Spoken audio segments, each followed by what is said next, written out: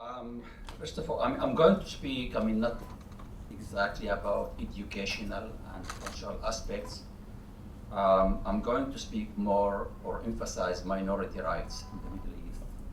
Because I was asked to speak about the Druze minority in the Middle East. And usually in international conferences, we speak about high politics. And we usually assume that states are the most important actors, and usually, therefore, the focus is on what states do. We tend to ignore, we tend to, or reluctant to open the box and see what's going on inside these states. And there is high diversity in countries in the Middle East, and minorities are actors in their own right because they have to make their own decisions in the reality and the politics of the Middle East. Now, in fact, there are major threats to the existence of minorities. I would like to be optimistic. As Dr. Watad spoke here, and he made us very optimistic. But in fact, we can't. Given the reality of the Middle East, the civil wars, failed states, these are, one major aspect that pose threat to minorities. But also, we see that other forces, not necessarily political, such as even globalization, that leads to sameness, to convergence, to erasing cultural differences between people, economic aspects that minorities who used to live in the periphery, in order to find decent jobs, they have to travel elsewhere, sometimes even to other countries, for example, the UAE, migration, even I would say environmental transformation or environmental changes that force people in the periphery, and in this case minorities, to leave their environment and look for life elsewhere. So as I said, I'm going to emphasize minority politics and minority rights. Now, given the unfolding reality of the Middle East, of civil wars, that poses a major threat to minorities, that they have to make their own calculations. Whether they are going to bid or they should bid on the regime or ally with the rebellions. Especially that questions such as these, it is a matter of life and death for minorities. Okay, and it is not a matter of ideology that we should support the rebellions because they seek liberty and democracy. This is not the case, because there are some movements who, in fact, this is not their goal. The other thing, minorities are not sure whether that is going to be the outcome. Certainly minorities would prefer to live under a democracy, but that's a wishful thinking. Okay? Here they talk about, or discuss their own existential interests, and therefore the decisions of what to do is very crucial. Okay, so as a sub-state actors, okay, we cannot deal with minorities or treat minorities as a rational actor because they are not a unified actor. Usually minorities are divided, there is split within the ranks of minorities. Some, especially, for example, the case in Syria, some are allied with the regime, not only, not because they like the regime, but as if this is reality and this is realism, and if the regime is strong enough and they might predict that the regime might survive, then it is not a good idea to bid against the regime. But certainly, there are other forces or other movements who would, in Syria in particular, who wanted to see transition to democracy and to see Syria as a democratic state that respects all of its citizens and treat all minorities equally. Okay? And I mean, certainly, I mean, there were, I mean, movements not only among the Druze, but also among other minorities who opposed the regime or wanted to see more transformation into democracy. Now the question is, I mean, what minorities like this should do, given the fact that they cannot expect much help from the international community or external actors. Now, the second thing that I would like to refer to, I mean, this is also maybe more general. This is the issue of the rights of minorities as they were, I mean, they're embedded in international law. So treaties international law refer to minority rights, that refer to minority rights. These treaties usually emphasize individual rights. So therefore, I mean, these treaties are reluctant of addressing the collective rights or perceiving minorities as a corporate actor. Minorities are not perceived as a corporate actor in international law. I mean, this is, I mean, probably we go back to the 1948 Universal Treaty on Human Rights and other treaties that refer to minority rights. I mean, that came later on in 1992, in 2005. Again, I mean, most treaties, or I mean, all of these treaties refer to the individual rights of minorities. And why is that? Because those who discussed or negotiated these treaties are states. And states, based on international law, want to have their own independence, and they want to prevent or preclude any foreign intervention in their internal affairs on behalf of minorities. Okay? Therefore, I mean, the recommendation is that states should respect the individual rights of minorities. Okay? And in this case, I mean, minorities are not represented and they cannot appeal their case to international organizations. The third thing that I would like to discuss is that we need to distinguish between various types of minorities. Okay? And in this case, I would like to distinguish between minorities that can conduct transnational relations and other minorities that this option is not available. When I say transnational relations, I have in mind is that some minorities have their own mother country, and they can conduct transnational relations with their minority that, I mean, hopefully, or they're hoping that it would, I mean, that mother country would speak on their behalf, represent their interests, exert its own influence over their own state. I mean, for example, I can give, I mean, example of, I mean, Jews all over the world. They always can see Israel as their mother country. If they have, I mean, suffered any repression or any discrimination from their own state, I mean, usually they could approach the state of Israel to represent their own interests. In fact, Christians in the Middle East always had or conducted transnational relations with countries in the West. I mean, especially, for example, the Christians in Lebanon always had a special relationship with France, but also, I mean, in the 20th century, during the Cold War, they had a special relationship with the United States. We know that when the United States intervened in Lebanon during the war in 1982. Now, minorities such as the Druze, I mean, the Yazidis, the Kurds, these minorities that do not have a mother country, and that option of transnational relations is not open to them. So therefore, I mean, from a realist point of view, I mean, these minorities are found in a self-help situation. Okay? I mean, no other country is willing to help them when they face any kind of, I mean, we're not talking about, I mean, discrimination, but I mean, any threat, okay, to their existence, or even less than that.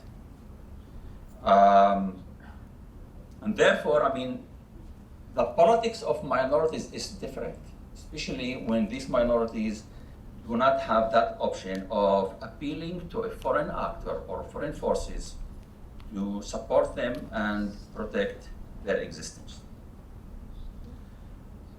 Now, the fourth point that I would like to raise is that minorities in the Middle East, especially, probably the Kurds is a national minority.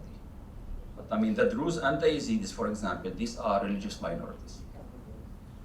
And as religious minorities, these minorities usually practice, had the practice of what we call in Arabic taqiyya, which means dissimulation, which means, these minorities always had to pretend.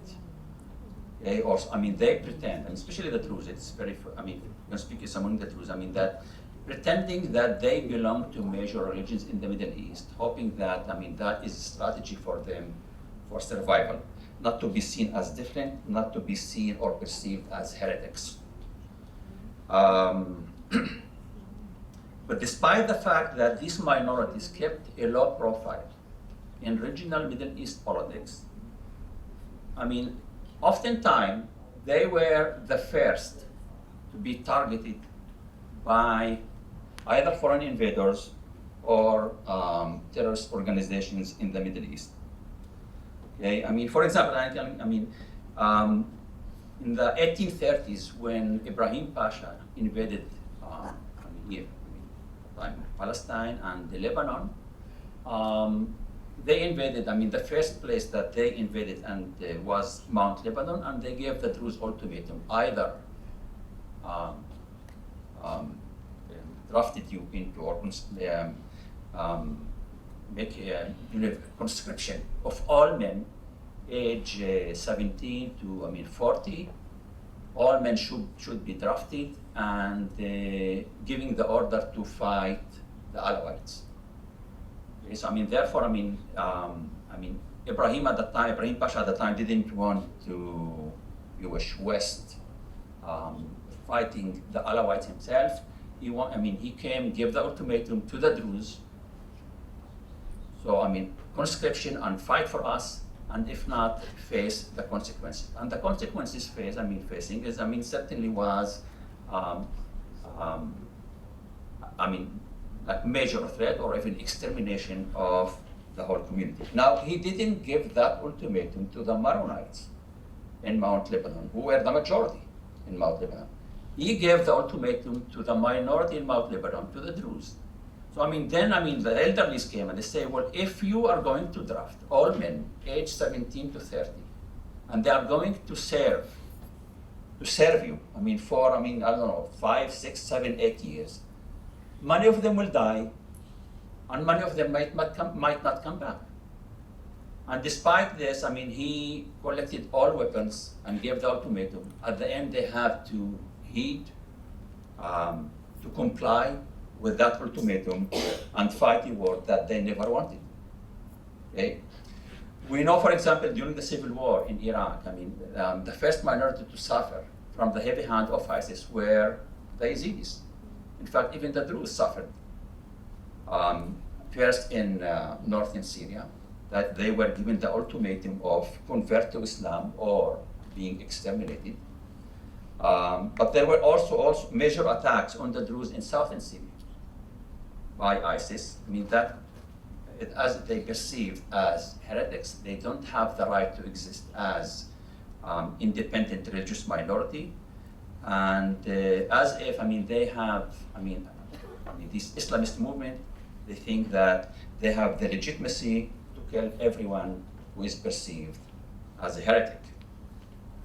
Okay, so I'm saying again, despite the fact that these small minorities, I would call them tiny minorities that usually kept low profile in regional politics, they usually were the first to be attacked by their enemies. We also know, 1982, when the war erupted in Lebanon, the first target of the Lebanese forces, the Maronites, were the Druze. They didn't attack the Shia or the Sunnis. The first one were the Druze. Okay? And then, they got also the backing of the United States and Israel to establish a state that is loyal or is willing to sign peace treaty with Israel.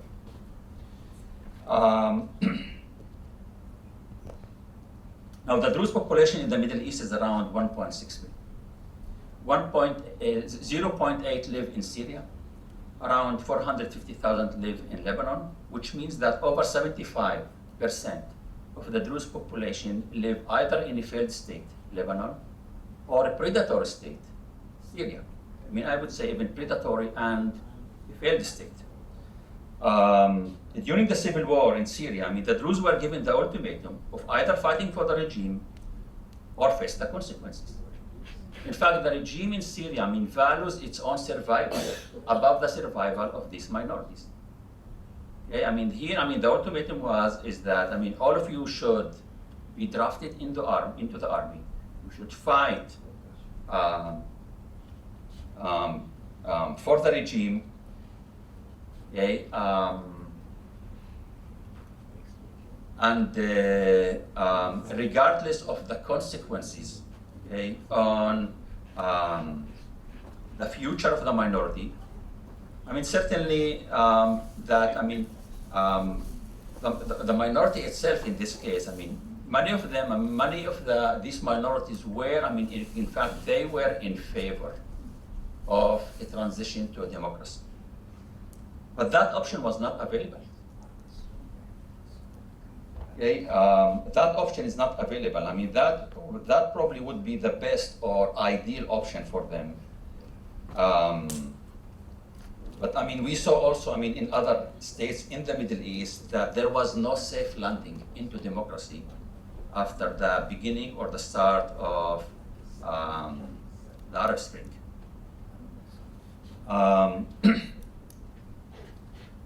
Now, I mean, as I said before, I mean, there was a major attack by ISIS on the Druze minority that was in July 2018. And the presumption is that the regime was aware that attack was going to be initially launched. Not only that the regime did not provide protection to the minority, but the regime as if allowed it to take place. I mean, the regime collected weapons from citizens, and when the attack started in July 2018, those who came to the help of those, I mean, the villages that were attacked were members of the community itself. As if, I mean, the Syrian army itself never intervened in order to provide protection to the community.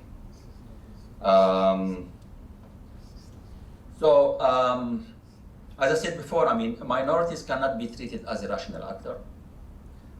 They are divided, but I mean, probably even this is their own strategy that they could bid on more than one actor, hoping that, I mean, at the end, they could, in this way, safeguard themselves. I'm not going, I mean, to speak about Israel. I mean, here, I mean, certainly, I mean, the Druze minority enjoys, I mean, freedom of speech, and live in democracy. What I can say with regard to culture, I mean, probably if we refer to multiculturalism, this is a course that we used to teach here at the Western Galilee College. The topic of multiculturalism in Israel is discussed in the academy. It is not, I mean, there is no coherent policy by the government to implement multiculturalism. Okay. I would say even, I mean, just briefly, and by this I'm going to end, I mean, multiculturalism in Israel is more a function of power politics. I mean, those who have more power in the Knesset and in the coalition government could have more influence over the policies of, I mean, being or enjoying more autonomy. I mean, I see multiculturalism as providing or granting autonomy on different communities, so that communities could enjoy or implement their collective rights. And certainly, I mean, that right should be extended from the government and even financed by the government. Now, this issue of providing collective rights and autonomy is, again, as I said before, it is a function of politics that those who have more clout in the government and the Knesset were able to enjoy more autonomy and gain more resources. Anyway, thank you very much for listening, and have questions, we will discuss it. Thank you.